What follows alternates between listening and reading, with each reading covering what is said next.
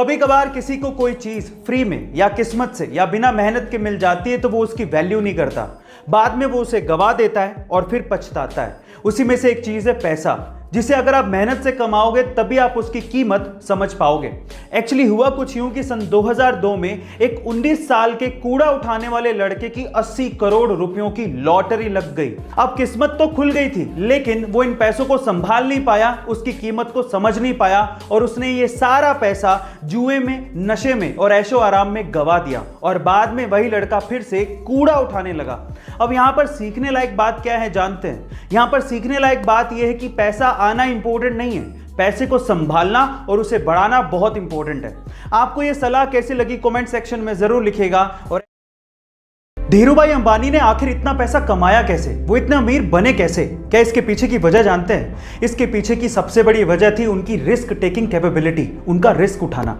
चलिए मैं आपको इसका एक एग्जांपल देता हूं। उस टाइम पे इंडिया में पॉलिस्टर के कपड़ों की डिमांड बहुत ज्यादा थी, तो धीरूभाई अंबानी ने इस डिमांड को देखते हुए अपना पॉलिस्टर का व्यापार शुरू किया।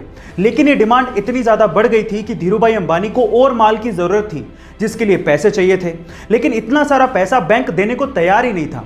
इस वजह से धीरूभाई अंबानी गए सीधे लोगों के पास और उन्हें कहा कि आप लोग मेरे बिजनेस में पैसा लगाइए, अगर नुकसान हुआ तो वो मेरा, लेकिन अगर फायदा हुआ तो वो सबका होगा। इस तरह से रिस्क उठाकर धीरूभाई अंबानी ने बहुत पैसा कमाया और यही उनकी सबसे बड़ी वजह थी। गाइस, आपका धीरूभाई अंबानी की रिस्क टेकिंग कैपेबिलिटी के बारे में क्या ख्याल है? Comment section.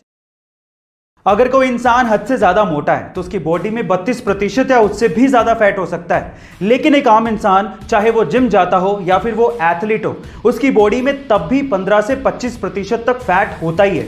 लेकिन इस दुनिया में एक बंदा ऐसा है जिसकी बॉडी में मात्र 3 से 4% ही फैट है। Oh my god! And let me tell you guys, 3 से 4% फैट होना ये कोई छोटी बात नहीं है।